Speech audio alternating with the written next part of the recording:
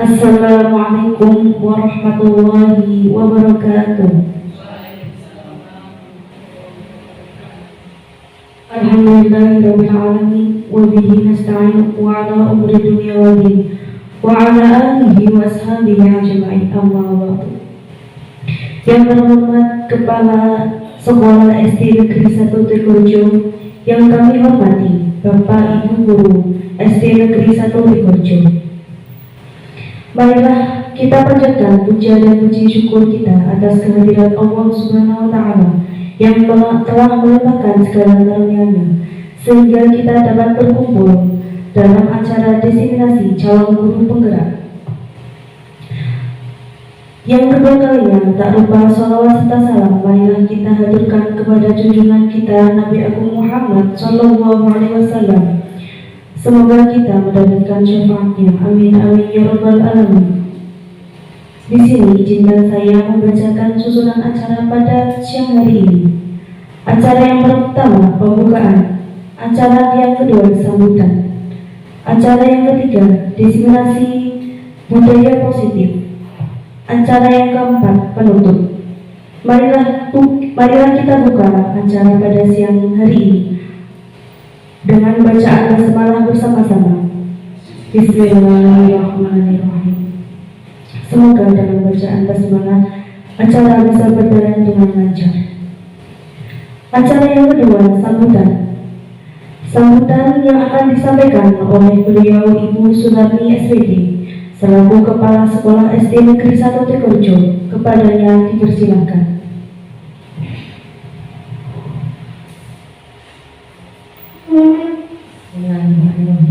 Assalamualaikum warahmatullahi wabarakatuh.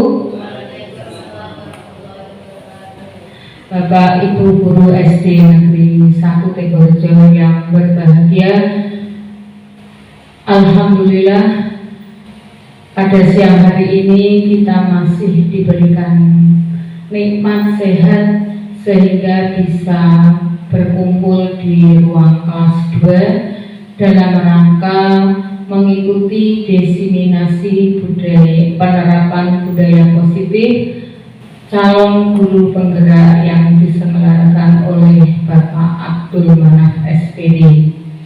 Sholawat serta salam senantiasa kita haturkan kepada junjungan kita Nabi Agung Muhammad Sallallahu Alaihi Wasallam. Semoga kita telah mendapat syafaatnya. Amin ya rabbal alamin. Bapak Ibu Guru yang terhormat, pada siang hari ini alhamdulillah kita akan mengikuti diseminasi penerapan budaya positif. Semoga apa yang ada dalam paparan budaya positif nanti bisa membantu menambah pengetahuan Bapak Ibu Guru dalam menerapkan budaya positif di sekolah kita, kepada peserta didik juga kepada kita semuanya untuk bisa melaksanakan budaya positif tersebut sebagai implementasinya di kelas maupun di lingkungan sekolah kita. Semoga dalam diseminasi tadi banyak membantu kita yang masih remeng-remeng atau belum tahu sama sekali apa itu budaya positif, akan menjadi lebih jelas dan lebih bisa mengimplementasikan dalam kegiatan pembelajaran di sekolah kita. Karena itu Bapak Ibu Guru yang belum berkesempatan untuk menjadi calon guru penggerak, supaya saya doakan supaya kelak menyusul teman-teman kita, satu di antaranya yaitu Bapak Abdul Manaf, untuk bisa mengikuti pendidikan calon guru penggerak, karena saya yakin dalam pendidikan tersebut banyak ilmu yang diperoleh untuk perkembangan dan kemajuan pendidikan bagi anak didik kita. ke depan. Kiranya itu yang bisa saya sampaikan selama mengikuti desiminasi. Semoga berjalan dengan lancar. Apabila dalam penyampaian kami ada tutur kata yang kurang berkenan, mohon maaf yang sebesar-besarnya. Wassalamualaikum warahmatullahi wabarakatuh.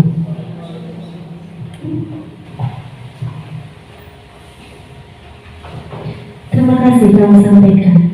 Bapak Ibu sekalian, sampailah kita kepada acara inti, yaitu desiminasi penerapan budaya positif yang akan disampaikan langsung oleh beliau Bapak Abdul Manaf SPD. Kepadanya dipersilakan.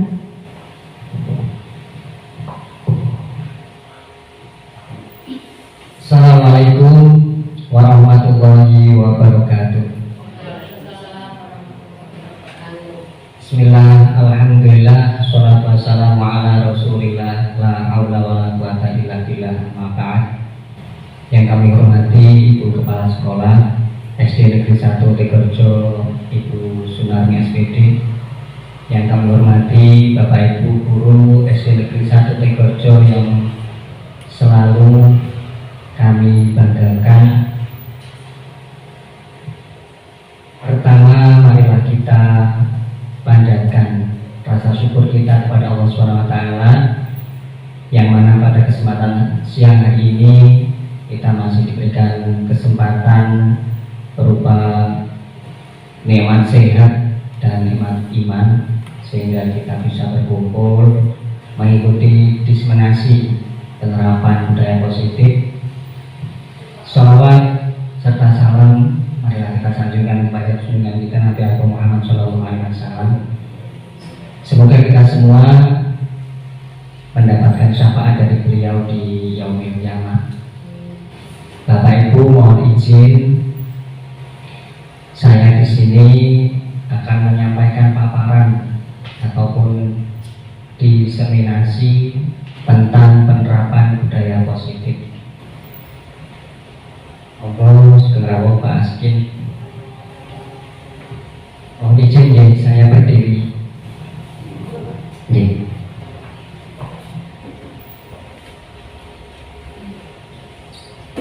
Bapak Ibu Guru, kegiatan yang kami lakukan pada siang hari ini merupakan bentuk aksi nyata modul 1.4 tentang budaya positif. Saya merupakan calon guru penggerak angkatan 9 Kabupaten Kendal. Mudah-mudahan Bapak Ibu Guru yang saat ini masih belum berkesempatan mengikuti pendidikan calon guru penggerak bisa segera menyusul.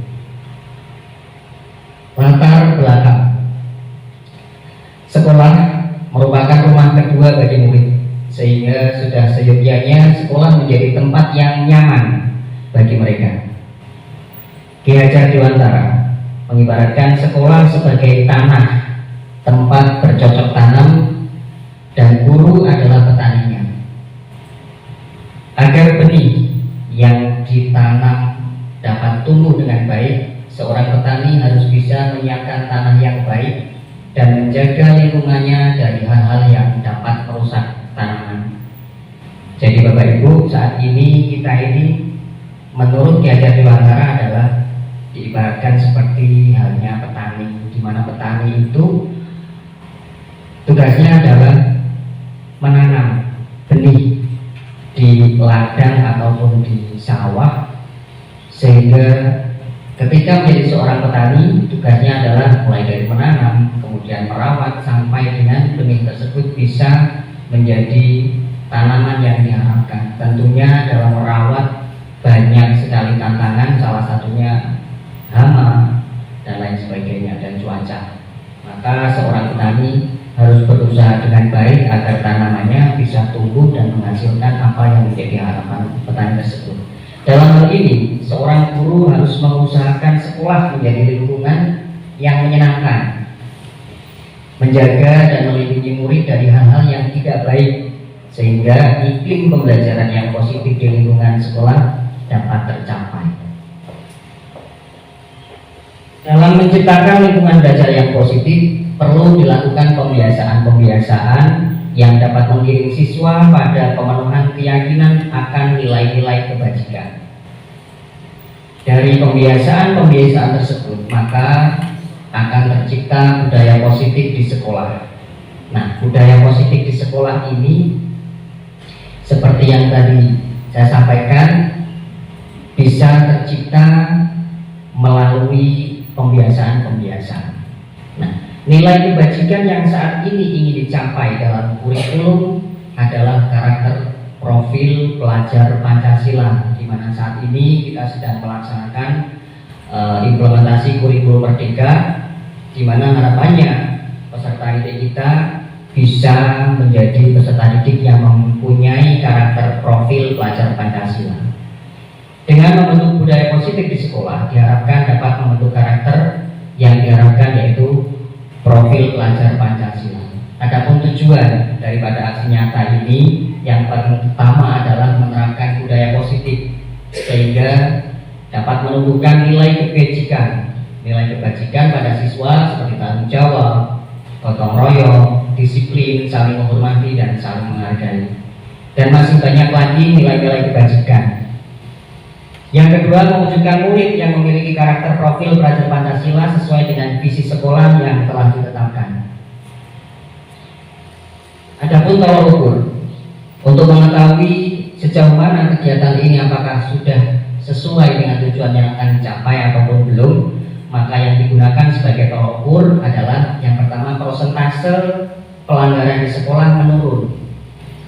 Yang kedua, murid dapat menerapkan keyakinan kelas atas kesadaran diri. Dan yang ketiga, budaya positif dapat diterapkan oleh murid dan guru di sekolah. Tentu ini menjadi sebuah harapan besar di mana di lingkungan sekolah tidak ada pelanggaran, namun caranya di sekolah pasti akan ditemui pelanggaran, tetapi dengan adanya penerapan budaya positif diharapkan pelanggaran yang terjadi di sekolah ini persentasenya menurun. Filosofi pendidikan Ki Hajar Dewantara. Menurut Ki Hajar Dewantara, pendidikan artinya menuntun segala kodrat yang ada pada anak agar tumbuh dan berkembang dengan baik, sehingga mereka dapat mencapai kebahagiaan yang setinggi-tingginya baik sebagai individu atau sebagai anggota masyarakat. Adapun pengajaran merupakan bagian dari pendidikan, yaitu memberikan ilmu yang berfaedah untuk bekal kehidupan anak, baik secara lahir maupun secara batin. Monggo, selamat siang.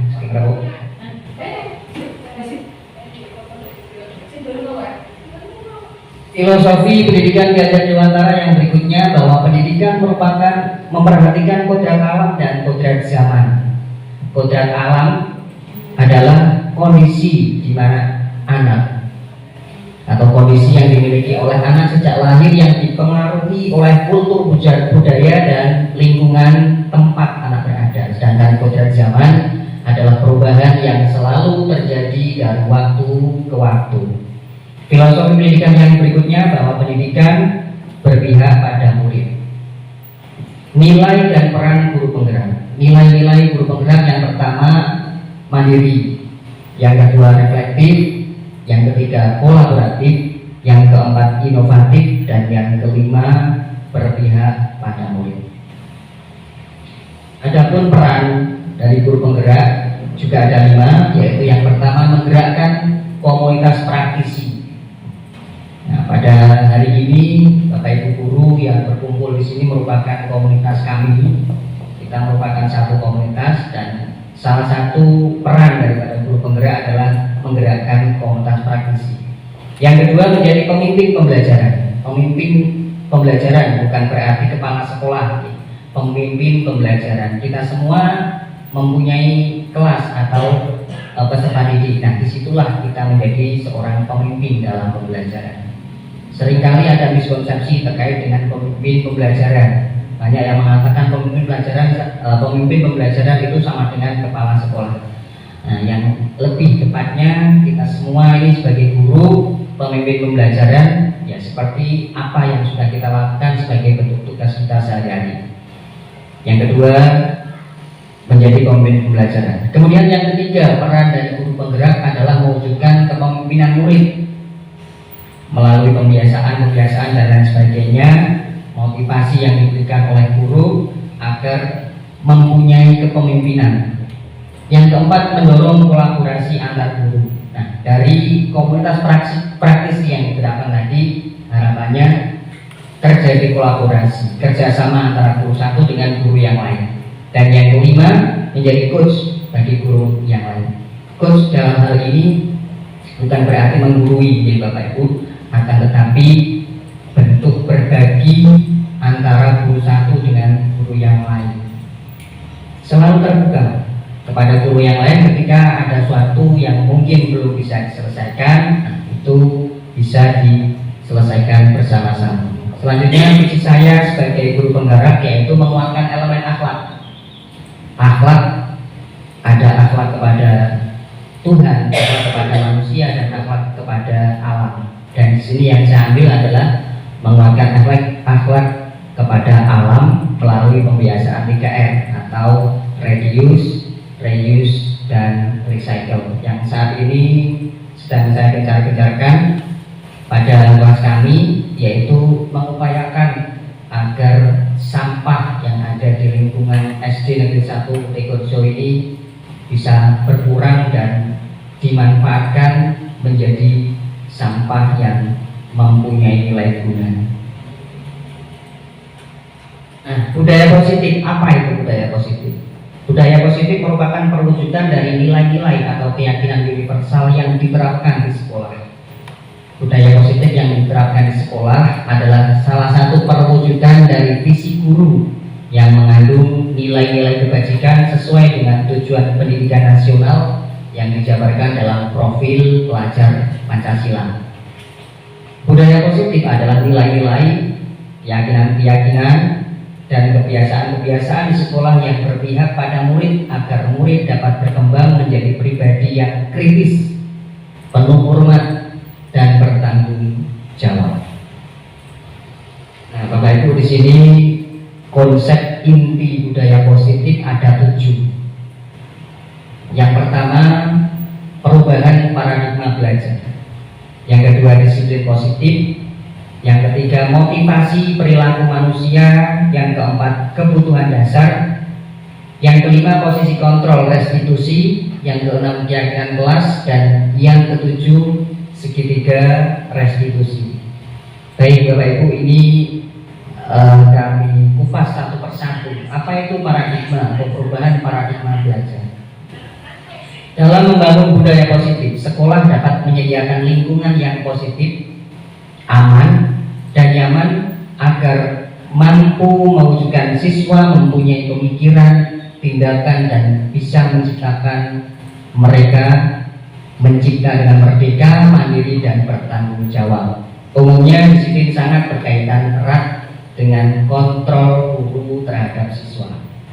Namun terkait dengan kontrol, ini ada miskonsepsi atau kesalahpahaman dalam menerjemahkan. Menurut Dr. William Glasser dalam kontrol teori tentang miskonsepsi mengenai kontrol, yang pertama, ilusi bahwa guru mengontrol siswa. Yang kedua, ilusi bahwa semua penguatan positif efektif dan bermanfaat. Yang ketiga, ilusi bahwa kritik dan membuat orang merasa bersalah dapat menguatkan karakter. Dan yang kelima, ilusi bahwa orang dewasa memiliki hak untuk memaksa. Nah, ilusi-ilusi inilah yang menjadi miskonsepsi tentang kontrol. Sebetulnya bagaimana? Bapak Ibu, ilusi bahwa guru mengontrol siswa, sebetulnya semua perilaku mempunyai tujuan, bahkan untuk perilaku yang tidak disukai. Jadi semua yang dilakukan oleh siapapun, entah itu sesuatu yang positif atau sesuatu yang negatif, disukai atau tidak disukai, itu mempunyai tujuan. Untuk itu pada dasarnya guru tidak dapat memaksa siswa untuk berbuat sesuatu jika siswa tersebut memilih untuk tidak melakukannya. Yang berikutnya, walau guru tampaknya sedang mengontrol perilaku siswa, tetapi sebenarnya siswa sedang tidak dikontrol, tidak mengizinkan dirinya untuk dikontrol. Jadi walau guru tampaknya sedang mengontrol perilaku siswa, tetapi sebenarnya siswa sedang mengizinkan dirinya untuk dikontrol. Kenapa hal ini? Karena kontrol guru menjadi kebutuhan dasar yang dipilih siswa.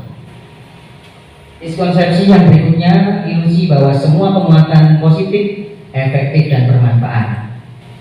Penguatan positif merupakan bentuk-bentuk kontrol untuk mempengaruhi siswa agar mengulangi satu perilaku tertentu atau usaha untuk mengontrol siswa tersebut. Dalam jangka waktu tertentu, kemungkinan siswa tersebut akan menyadarinya dan mencoba untuk menolak bujukan guru, atau mungkin akan menjadi tergantung pada pendapat guru untuk berusaha.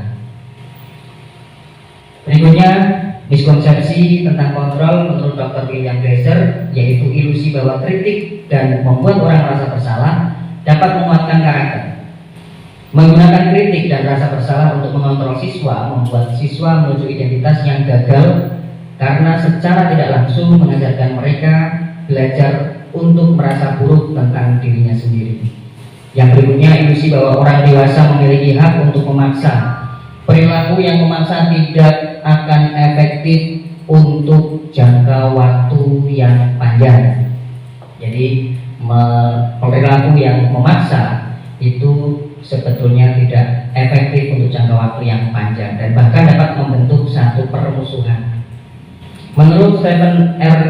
Covey pada tahun 91, jika ingin membuat kemajuan perlahan, ubahlah sikap atau perilaku Anda. Tetapi jika ingin memperbaiki cara-cara utama kita, maka kita perlu mengubah kerangka acuan kita. Ubahlah cara Anda melihat dunia, ubahlah cara Anda berpikir tentang manusia, ubahlah paradigma Anda, skema pemahaman dan penjelasan aspek-aspek tertentu tentang kenyataan. Nah, disiplin positif. Makna kata disiplin menurut Ki Hajar Dewantara, untuk menciptakan siswa yang merdeka, maka syarat utamanya harus mempunyai disiplin yang kuat, yaitu yang bagaimana? Yaitu disiplin yang berasal dari motivasi internal atau motivasi dari diri sendiri. Jika tidak mempunyai motivasi internal, maka yang diperlukan adalah motivasi eksternal atau motivasi dari orang lain untuk mendisiplinkan dirinya. Diana Dosen menyatakan bahwa kata disiplin itu berasal dari bahasa Latin, yaitu kata disiplina yang berarti belajar. Kata disiplina juga berasal dari akar kata yang sama, yaitu disipel atau murid atau pengikut. Dia juga menyatakan bahwa disiplin juga berkonotasi dengan disiplin diri siswa. Disiplin diri dapat membuat seseorang menggali semua potensi dirinya untuk mencapai suatu tujuan, sesuatu yang dihargai dan bermakna. Adapun tujuan daripada disiplin positif adalah untuk menanamkan kepada semua siswa kita agar mereka menjadi orang yang mereka inginkan dan menghargai diri sendiri dengan nilai-nilai yang mereka percaya. Nah, motivasi ini berasal dari diri siswa atau motivasi internal, sehingga akan berdampak jangka panjang dan tidak akan terpengaruh dengan adanya hukuman dan hadiah. Nah, ini ada 3 motivasi perilaku manusia menurut Diana Dosen, yaitu motivasi perilaku yang pertama untuk menghindari ketidaknyamanan atau hukuman. Yang kedua, motivasi orang berbuat sesuatu yaitu untuk mendapatkan imbalan atau disanjung, mendapatkan penghargaan dari orang lain. Sedangkan yang ketiga, motivasinya untuk menjadi orang yang mereka inginkan dan menghargai diri sendiri dengan nilai-nilai yang mereka percaya. Nah, dari 3 motivasi perilaku manusia tersebut, Bapak Ibu bisa membaca satu persatu.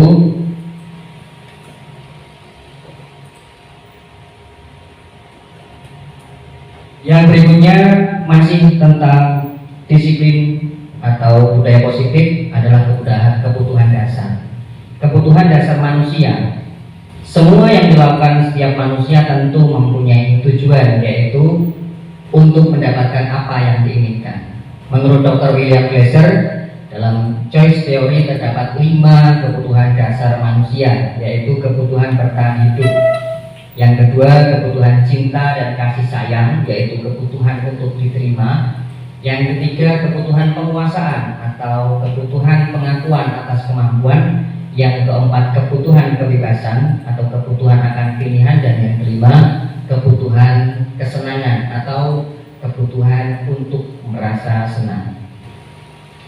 Yang berikutnya masih terkait dengan budaya positif, yaitu posisi kontrol restitusi.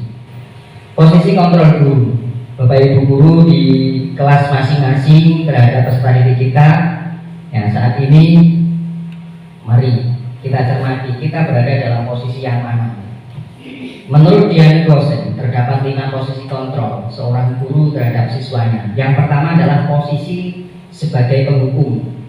Nah, apakah kita ini termasuk guru yang mempunyai posisi kontrol penghukum atau mungkin yang lain?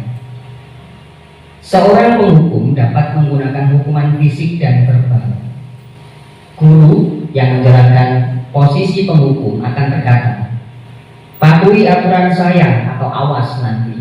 Nah, ketika ada seorang guru yang mengatakan kalimat ini adalah berada dalam posisi sebagai penghukum.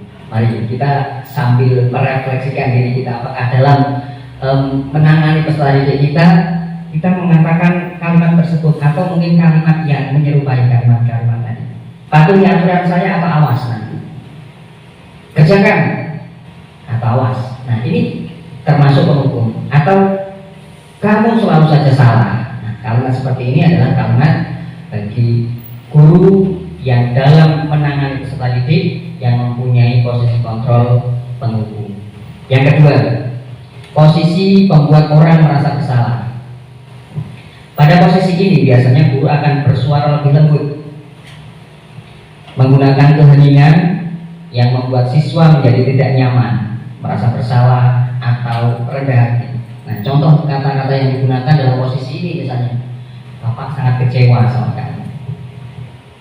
Guru merasa kecewa sama kamu. Nah, ini kalimat yang diucapkan oleh guru yang berada dalam posisi membuat orang merasa bersalah. Atau kalimat yang lain, yaitu berapa kali ibu harus memberitahu kamu nah, seperti itu ya. Nah, ini yang kedua. Sekarang yang ketiga, posisi yang ketiga yaitu posisi teman. Dalam posisi ini guru tidak akan menyakiti murid, tetapi akan selalu berusaha mengontrol siswa melalui persuasi. Posisi ini dapat berdampak positif dan negatif. Positif yaitu berupa hubungan yang baik antara guru dan siswa. Guru menempatkan diri sebagai teman. Ini dari segi positifnya adanya hubungan yang baik antara guru dan siswa. Contoh kata yang diucapkan oleh guru, ayo bantulah demi ibu ya. Kalimat seperti ini lebih akrab ketika diucapkan kepada peserta didik, sehingga peserta didik merasa lebih nyaman ketika Bapak Ibu guru mengucapkan kalimat seperti tadi, ayo bantulah demi ibu ya, atau ayo ingat tidak semua bantuan ibu selama ini. Ingat tidak, selama ini ibu pernah membantu kamu. Nah, kalimat seperti ini adalah kalimat yang diucapkan oleh guru yang mempunyai posisi kontrol sebagai teman. Sedangkan hal negatifnya dari posisi teman adalah bila guru tidak dapat membantu, maka siswa akan kecewa. Apa yang dilakukan siswa ketika siswa kecewa? Saya pikir Bapak adalah teman saya. Ini ungkapan kekecewaan dari seorang siswa. Nah, murid menjadi tidak mau lagi berusaha. Itu yang menjadi sisi negatifnya. Siswa tidak mau, siswa hanya mau bertindak untuk guru-guru tertentu, tidak untuk guru yang lain, dan siswa akan tergantung pada guru tersebut. Coba dari tiga ini barangkali kita sudah bisa menerka-nerka. Mungkin kita sebagai penghukum, mungkin kita sebagai teman, mungkin kita sebagai orang yang membuat merasa bersalah. Atau yang keempat, nah ini posisi yang keempat yaitu monitor atau pemantau. Posisi pemantau berdasarkan peraturan-peraturan dan konsekuensi dengan memisahkan hubungan pribadi. Posisi pemantau itu berdasarkan peraturan-peraturan dan konsekuensi dengan memisahkan hubungan pribadi. Pertanyaan yang biasa diajukan antara lain, peraturannya apa? Atau apa yang telah kamu lakukan? Ini kalimat yang diucapkan itu berdasarkan aturan, baik aturan tertulis ataupun kesepakatan. Jadi pemantau itu posisi guru ketika mengucapkan kepada peserta didik dalam mengontrol siswa. Peraturannya apa yang telah kamu lakukan. Kita mulai ketemu ya, pada diri kita ini kita sebagai guru yang berada dalam posisi yang mana. Yang berikutnya yang kelima, ini posisi manajer. Posisi manajer ini merupakan posisi mentor di mana guru berbuat bersama dengan murid bareng-bareng. Murid melaksanakan, guru juga melaksanakan. Mengajak siswa mempertanggungjawabkan perilakunya. Apa yang dilakukan peserta didik dipertanggungjawabkan. Mendukung siswa untuk menemukan solusi dan permasalahannya. Dan solusi itu berasal dari diri sendiri siswa. Murid diajak menganalisis kebutuhan dirinya dan kebutuhan-kebutuhan orang lain. Dan yang terpenting adalah adanya kolaborasi antara guru dengan siswa. Inilah posisi manajer. Posisi di mana seorang guru dalam mengontrol peserta didik, yaitu adanya kolaborasi dengan siswa. Yang sering diucapkan oleh seorang manajer yaitu apa yang kita yakini setelah kelas ada keyakinan. Nah, itu yang diucapkan oleh guru yang mempunyai posisi kontrol manajer. Nah, itu yang dilakukan. Apa yang kita yakini atau apa yang kamu yakini. Kalau yang kita ini keyakinan kelas, dan apa yang kamu yakini ini berdasarkan hati nurani kita. Atau kalimat yang lain, jika kamu meyakininya, apakah kamu bersedia memperbaikinya? Biasanya ketika peserta didik melakukan kesalahan, nah ini kalimat-kalimat yang diucapkan seorang guru yang berada dalam posisi manajer. Atau kalimat yang lain, jika kamu memperbaikinya, hal ini menunjukkan apa tentang dirimu. Atau kalimat yang lain, apa rencanamu untuk memperbaikinya. Ini lebih akrab lagi daripada kalimat-kalimat yang sebelumnya. Bapak Ibu guru masih semangat? Mengantuk, biar tidak ngantuk, saya punya tepuk vokal. Tepuk vokal Bapak Ibu. Nanti kalau saya bilang tepuk vokal, vokal itu ada A, apa lagi? I, U, E, O. Nah, secara berurutan. Tepuk vokal, rok rok rok A, rok rok rok I, rok rok rok E, rok rok rok O. Siap ya Bapak Ibu? Now.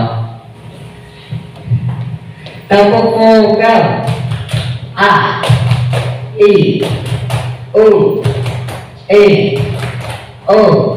Luar biasa. Berarti tidak ngantuk. Tepuk tangan kita semua. Lanjut ya Pak. Nah, yang berikutnya adalah keyakinan kelas. Keyakinan merupakan nilai-nilai kebaikan atau prinsip-prinsip yang disepakati secara universal. Orang akan lebih semangat atau tergerak untuk melaksanakan keyakinannya daripada hanya mengikuti aturan. Jadi yang menjadi patokan itu adalah keyakinan daripada aturan. Nah, bagaimana cara kita membentuk keyakinan kelas? Di sini Bapak Ibu ada beberapa item atau urutan atau langkah untuk membentuk keyakinan kelas. Saya yakin di kelas Bapak Ibu juga sudah pernah mungkin dibuat keyakinan kelas. Nah, ini yang perlu dicermati bahwa keyakinan kelas ini bersifat lebih abstrak daripada peraturan. Dan peraturan itu biasanya lebih rinci dan nyata. Keyakinan kelas berupa pernyataan-pernyataan universal. Pernyataan keyakinan kelas selalu dibuat dalam bentuk positif. Keyakinan kelas harusnya dibuat tidak terlalu banyak, Kalau siswa kita itu ada 50, maka keyakinan kelas itu ya tidak 50. Bagaimana caranya dari keyakinan-keyakinan yang muncul dari peserta didik kita itu bisa disederhanakan sehingga tidak terlalu banyak. Kenapa? Karena semakin banyak maka semakin mumet untuk diingat. Selanjutnya, keyakinan kelas harusnya mudah diingat dan dipahami oleh semua anggota kelas.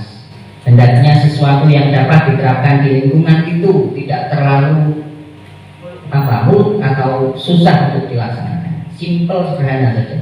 Semua anggota kelas hendaknya ikut berkontribusi dalam pembuatan keyakinan kelas melalui kegiatan curah pendapat. Kalau siswanya 50 ya semuanya dilibatkan. Jadi tidak ada yang dikesampingkan dari 50 peserta didik itu. Kemudian semua anggota kelas bersedia meninjau kembali keyakinan kelas dari waktu ke waktu. Idealnya keyakinan kelas ini ada peninjauan kembali, apakah di situ sudah bisa dilaksanakan dengan baik atau perlu ditingkatkan lagi. Nah, ini penerapan keyakinan kelas itu. Ini contoh penerapan keyakinan kelas di kelas saya.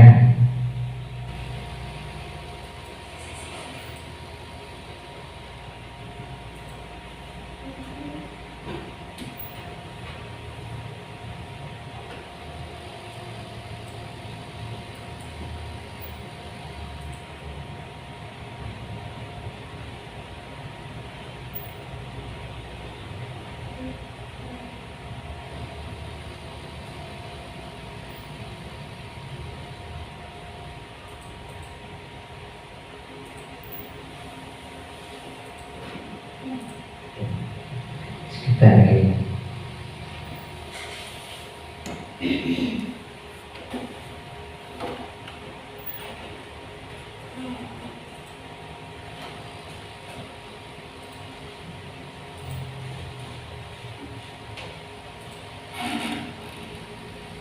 Ini contoh pelaksanaan atau penerapan budaya positif berupa pembuatan keyakinan kelas.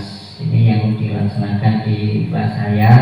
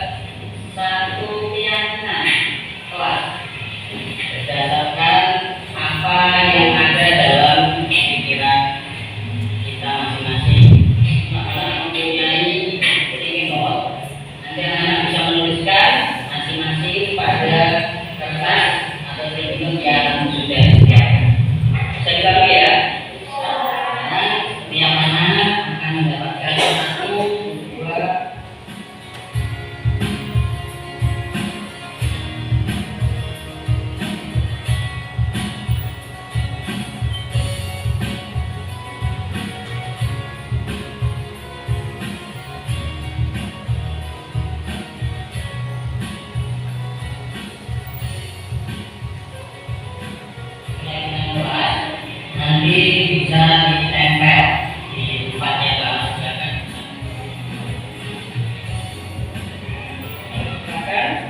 Bisa mulai ditempel, boleh. Ya.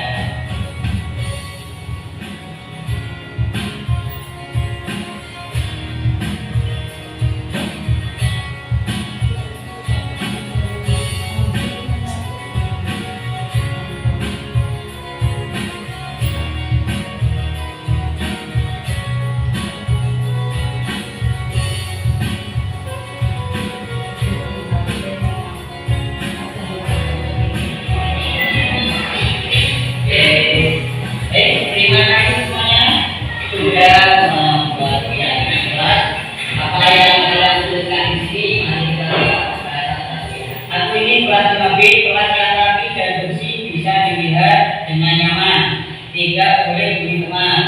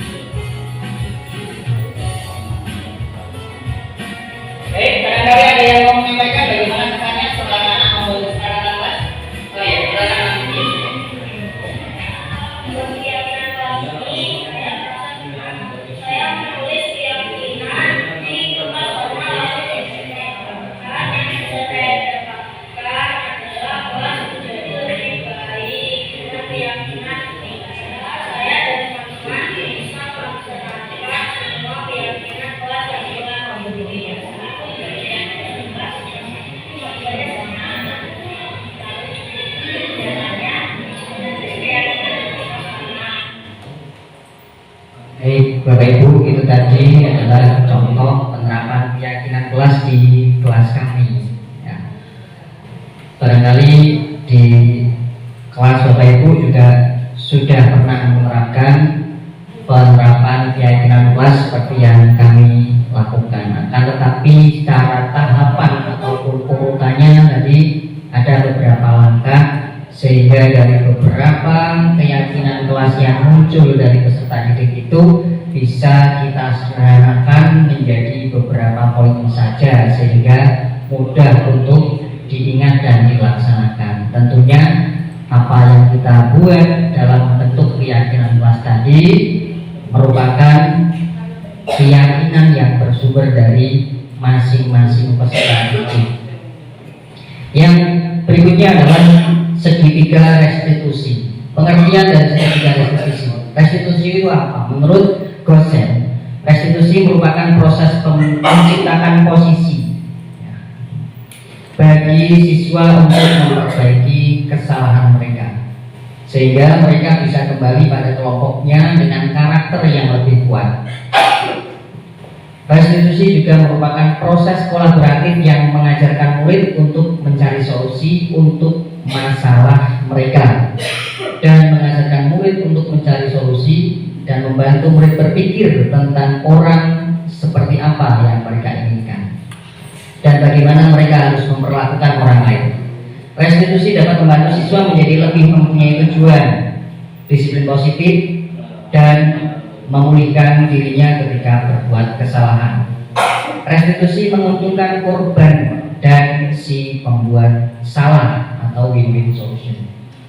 Nah, ciri-ciri restitusi ada 9. Yang pertama, restitusi ini bukan untuk menebus kesalahan, tetapi untuk belajar dari kesalahan. Yang kedua, memperbaiki hubungan. Yang ketiga, restitusi merupakan tawaran, bukan paksaan.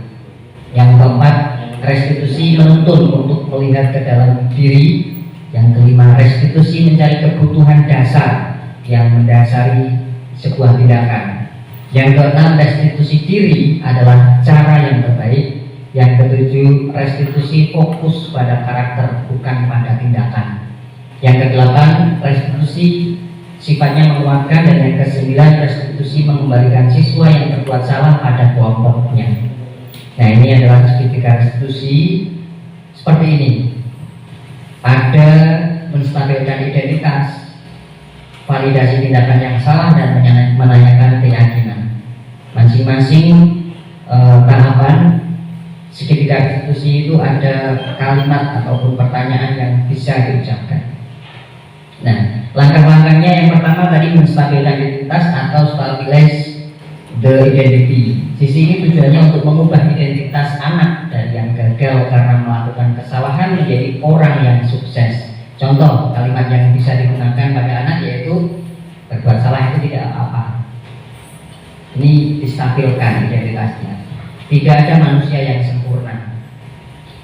Kita bisa menyelesaikannya. Atau Bapak tidak tertarik untuk mencari siapa yang salah, tapi Bapak ingin mencari solusi untuk permasalahan ini. Nah, kalimat-kalimat ini ada kalimat yang biasa atau bisa diucapkan dalam melaksanakan restitusi ketika menstabilkan identitas.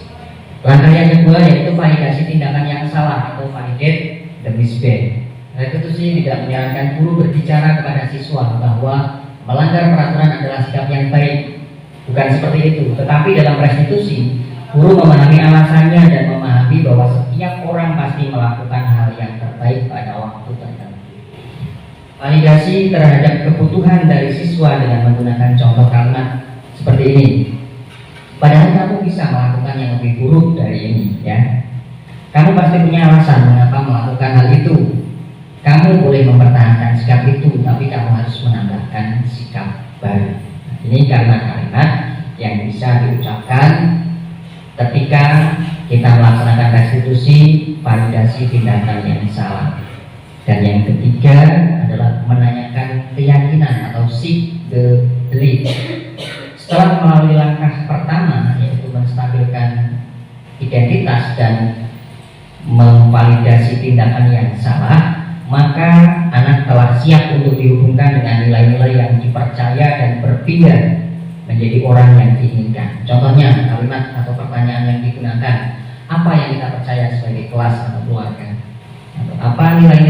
umum yang telah kita sepakati.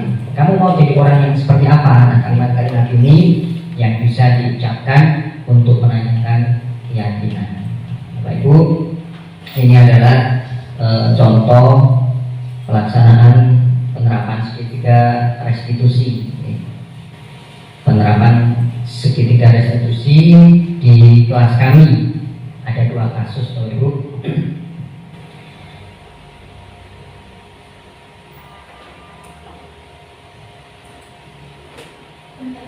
Penerapan segitiga restitusi. Jadi suatu pagi ada murid kami yang namanya Siti, dia lari terpilih-pilih dari pintu gerbang sampai ke ruang kelas.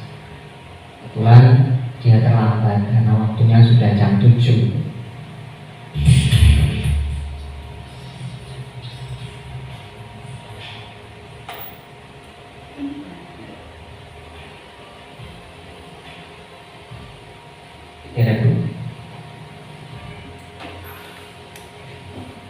Suatu pagi, nah ini terjadi di waktu sebelum mulai pembelajaran. Nah kebetulan di kelas kami sudah mulai belajarnya.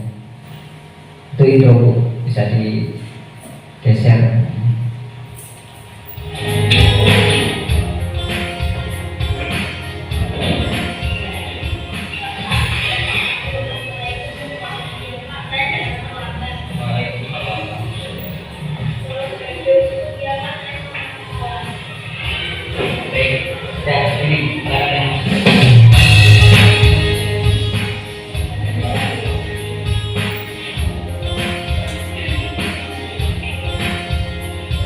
Ini langkah pertama yaitu menstabilkan identitas.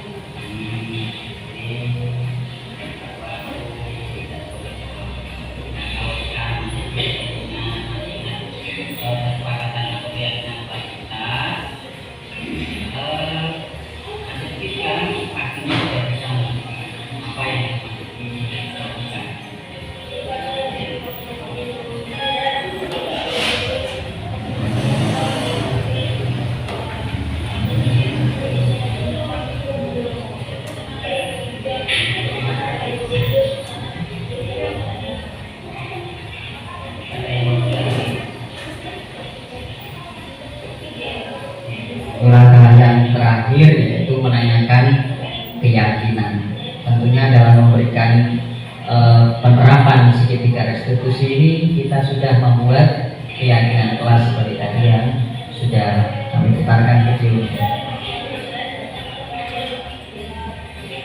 Ini murni dari apa yang ada dalam peserta didik itu.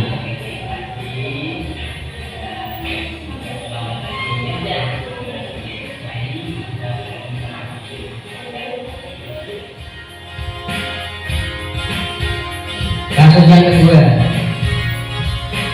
di hari yang sama, Siti tidak mengumpulkan PR.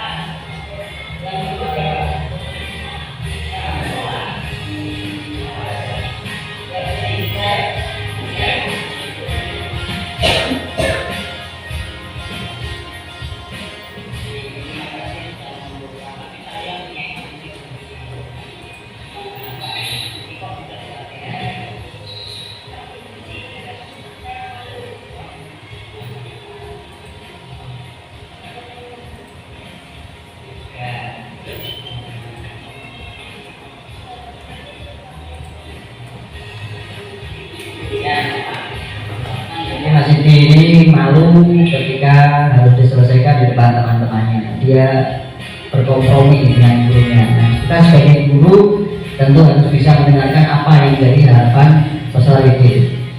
Intinya tetap dia ada upaya untuk bisa menyelesaikan kasus tersebut.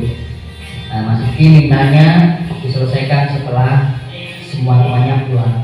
Setelah itu baru kita melaksanakan penerapan restitusi pada peserta didik. Langkahnya sama, mulai dari menstabilkan aktivitas, kemudian memvalidasi tindakan yang salah, dan yang terakhir adalah menanyakan keyakinan. Begitu Bapak Ibu, ini terkait dengan penerapan segitiga restitusi. Itu tadi. Baik Bapak Ibu, dari awal sampai akhir kami sudah sampaikan terkait dengan penerapan budaya positif di sekolah. Harapannya apa yang sudah kami sampaikan ini juga bisa dipahami oleh Bapak Ibu guru, sehingga harapan kita sebagai pendidik bisa memberikan pelayanan yang terbaik kepada peserta didik, tentunya sesuai dengan visi dan misi kita dalam melaksanakan visi sekolah, yaitu mewujudkan peserta didik yang mempunyai karakter profil pelajar Pancasila. Demikian Bapak Ibu yang bisa kami sampaikan. Tentu banyak hal ataupun kesalahan yang ada dalam diri kami. Tiada gading yang tak retak, kami masih belajar, masih perlu banyak menimba ilmu. Tentu di sini juga ada Pak Asiki, Bu Yanti, dan Bapak Ibu guru yang lain yang tentunya juga hebat. Terima kasih apa yang sudah kami sampaikan, mudah-mudahan bisa memberikan manfaat kepada Bapak Ibu guru. Mungkin setelah ini kami berikan kesempatan barangkali ada yang ingin ditanyakan, didiskusikan, sehingga apa yang menjadi sesuatu yang mengganjal pada diri kita ini bisa terjawab. Bukan berarti saya lebih tahu atau lebih paham, tapi konsepnya adalah nanti diskusi. Di sini ada Pak Asikin, ada Bu Yanti yang sudah lebih dulu menempuh pendidikan. Monggo untuk selanjutnya silakan dari Bapak Ibu yang ingin menanyakan terkait dengan penerapan budaya positif. Silakan Pak Taufik atau Pak Asiki, Bu Kepala Sekolah, Bu Yanti, yang lain. Bu saya kan, monggo.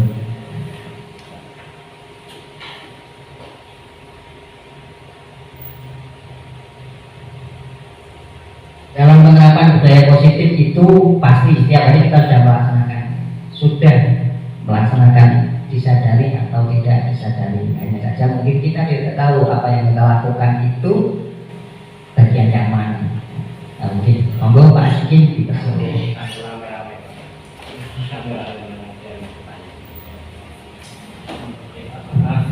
Terima kasih. Tadi sudah disampaikan, paparannya sudah jelas sekali. Ngapunten walaupun saya sambil membuat FED, karena tadi disampaikan Bu Narmi FED-nya harus cepat jadi.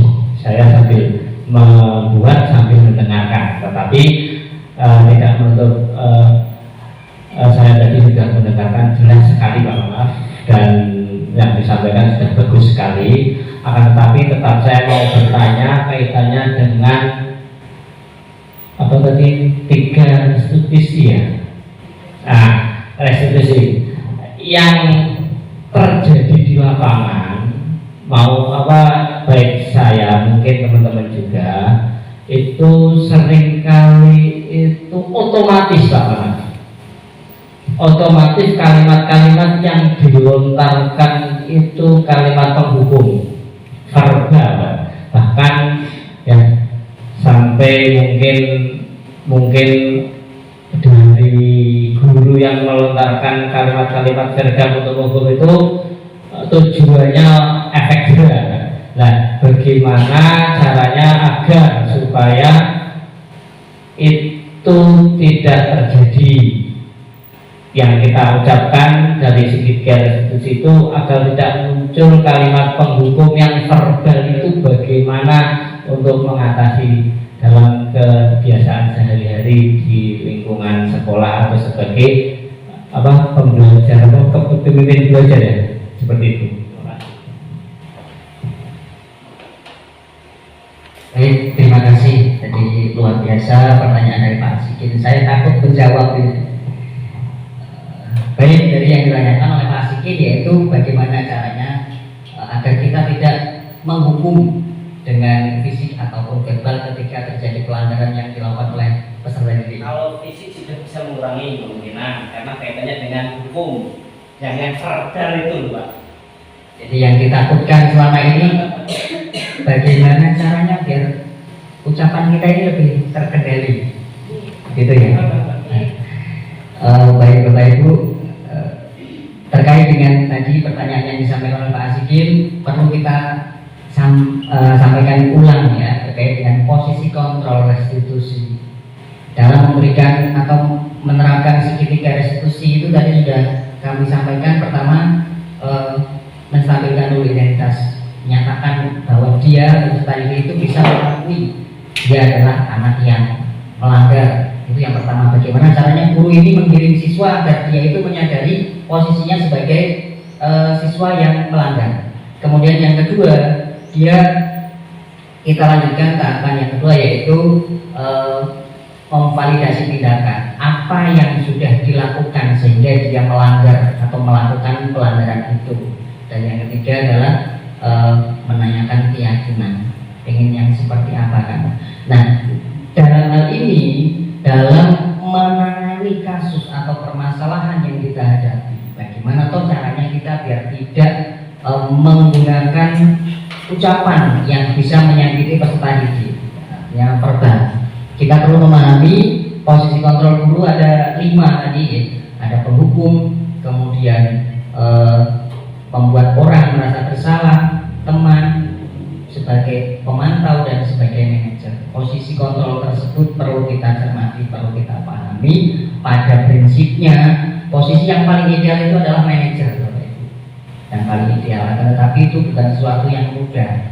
Nah, dalam hal ini bagaimana kita bisa menerapkan atau menahan agar apa yang keluar dari mulut kita ini bukan merupakan hukuman verbal, gitu. Mengapa? Karena hukuman verbal ataupun hukuman fisik ketika seorang guru berada atau memposisikan diri sebagai guru yang penghukum, maka akan menimbulkan efek ataupun dampak yang tidak baik kepada siswa. Nah, ini kembali lagi kepada kita sebagai pendidik, bagaimana caranya agar kita tidak mudah untuk mengucapkan kalimat yang tidak enak diterima oleh peserta didik. Rene, kok gitu. Kadang kita sering atau terbiasa melakukan hal semacam itu sebelum kita mengetahui tentang posisi kontrol yang tadi kami sampaikan. Nah, mudah-mudahan dengan beberapa posisi tadi bisa membuat kita ini bisa lebih menahan atau menempatkan posisi kita sebagai pendidik yang bisa menjadi mengimplementasikan dari apa yang menjadi simbol atau semboyan Ki Hajar Dewantara, yaitu ing Madya Manungkarsa, ing Arsa Suntulodo, ing Madya Manungkarsa dan Tumuri Handayani. Kita sebagai contoh, sebagai teladan tidak mudah mengucapkan hal-hal yang tidak enak diterima atau ditangkap oleh telinga. Barangkali begitu Pak Asikin, atau ada yang ingin menambahkan dari Bapak Ibu guru yang lain terkait dengan jawaban tadi? Bagaimana Pak Asikin? Cukup? Oke. Terima kasih. Ada yang lain? Baik, kalau tidak ada yang lain, kita sudah sampai pada penghujung. Guru penggerak Indonesia Maju bergerak menggerakkan salam guru penggerak. Kami akhiri. Wassalamualaikum warahmatullahi wabarakatuh.